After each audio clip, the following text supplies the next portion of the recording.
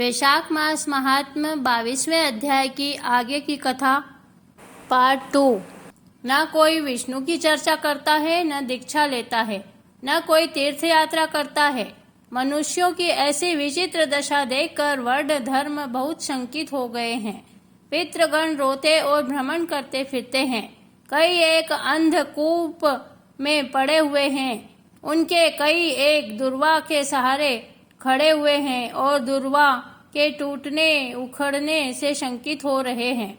उनके आश्रय देने वाली उस दूब को चूहे कुतर रहे हैं। उस दूब के 3 भाग तो चूहे कुतर चुके, चौथे भाग को वह भयभीत होकर देखते हैं।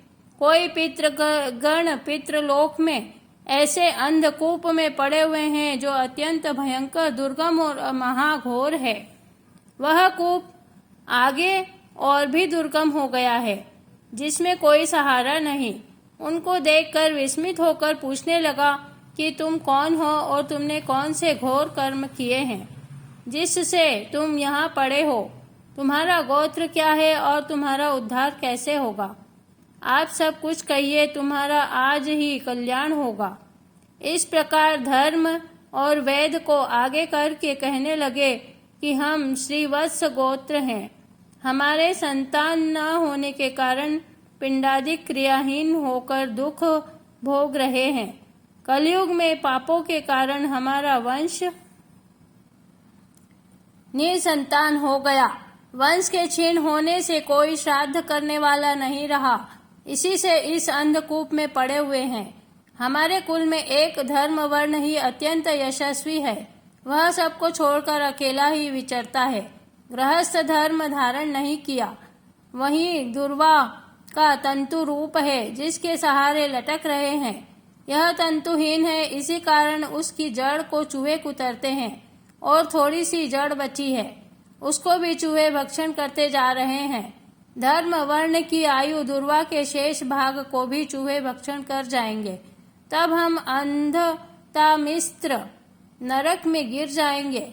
इससे तुम पृथ्वी पर जाकर हमारी दीना अवस्था बताकर कहो कि तुम्हारे पितृगण अंधकूप में पड़े एक दूब के सहारे लटक रहे हैं। यही वंश रूपी जड़ है, जिसको काल रूप चूहे काट रहे हैं। सारे वंश क्षीण होने पर केवल तू ही एक बचा है।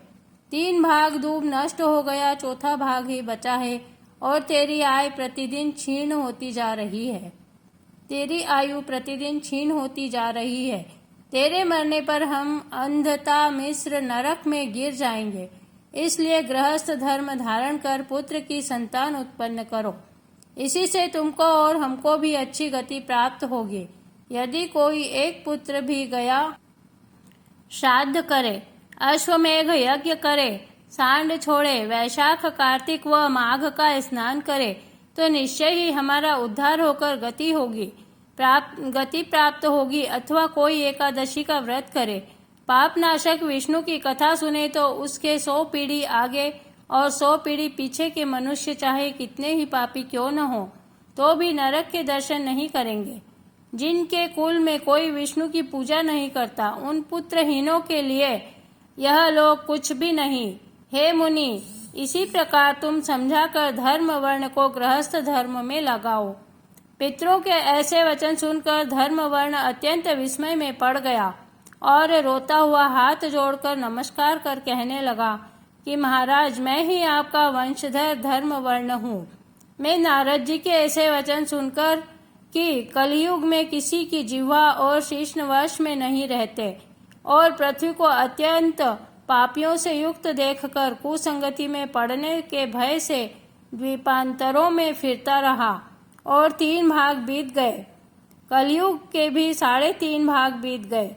मैंने अब तक आपके दुख को अनुभव नहीं किया, सो मेरा जीवन वृथा गया, क्योंकि मैंने अब तक आपका ऋण नहीं चुकाया। पृथ्वी पर भार रूप और अन्न के शत्रु मेरे जन्म लेने से क्या लाभ हुआ? जो भगवान, पितर, देवता और ऋषियों का पूजन नहीं करता, उसका जन्म वृथा है। मैं अब आपकी आज्ञा का पालन करूंगा, परंतु आप मुझको यह वरदान दो कि गृहस्थ धर्म का पालन करते हुए भी मुझको कलयुग की बाधा न हो। हे राजन, धन वर्ण कि ऐसे वचन सुनकर पितृेश्वर बोले कि तुम अपने पितरों की दशा देखो।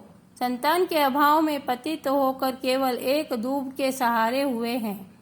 अतः तुम गृहस्थ धर्म धारण करके संतान उत्पन्न करो, क्योंकि यदि एक पुत्र भी भगवान की कथा में तत्पर और उनका स्मरण करता है, उनको कलयुग बाधा नहीं देता। जिसके पेट में भगवान के भोग लगा हुआ अन्न हो, कान में तुलसी पत्र, हाथ में तुलसी की माला, जिह्वा पर हरि नाम हो, जो वैशाख मास में स्नान करते हैं, कार्तिक में दीपक जलाते हैं, जो भगवान की कथा नित्य प्रति सुनते हैं, जो पापों के नाश करने वाली और मोक्ष देने वाली है, जिसके घर में बलि वैष्णव देव होता है, जिसके घर में सुंदर तुलसी का वृक्ष होता है, उसको कलयुग बाधा नहीं पहुंचाता। इसलिए हे पुत्र, तुम इस पापी युग की चिंता मत करो। यह वैशाख मास है। सबके उपकार के लिए इस वैशाख मास की 30 विधियां अत्यंत पवित्र हैं। इन 30 तिथियों पर दान पुण्य का बहुत लाभ मिलता है। इनमें किया गया पुण्य का बहुत अधिक फल मिलता है। इनमें चैत्र की अमावस्या तो साक्षात मोक्ष को देने वाली है। इस दिन जो अपने पितृेश्वरों का श्राद्ध करता है, जल का घड़ा या पिंड दान करता है, उनके पितरों को अक्षय फल प्राप्त होता है। इस दिन जो शाक से भी श्राद्ध करते हैं, उनको गया श्राद्ध का फल प्राप्त होता है। जल से भरा घड़ा जिसमें कपूर और अगर की वासना हो, जो चैत्र की अमावस्या को दान नहीं करता, वह पितृघाती होता है। जो भक्ति पूर्वक श्राद्ध करता है, वह अपने कुल का उद्धार करता है। पितृलोक में कुंभ दान से अमृत की नदी बहती है। इसलिए तुम अमावस्या के पहले जाओ और श्राद्ध, पिंडदान तथा घर दान करो। गृहस्थी बनकर धर्म, अर्थ और काम से संतुष्ट होकर उत्तम संतान उत्पन्न कर, फिर मुनि की वृत्ति धारण कर चाहे द्वीपांतरों में फिरते रहो।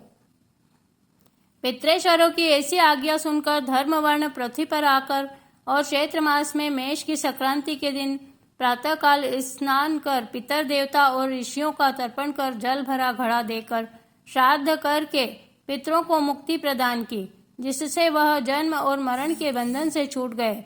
फिर अपना विवाह किया और उत्तम संतान उत्पन्न कर इस पाप नाशिना तिथि का संसार में प्रचार किया और फिर गधमादन पर्वत पर चला गया। अतः यह मधुमास की अमावस्या अत्यंत शुभ है। इसके समान संसार में कोई भी तिथि देखी न सुनी गई है। इस प्रकार वैशाख महात्म्य का 22वां अध्याय समाप्त हुआ। बोलिए श्री विष्णु भगवान की जय।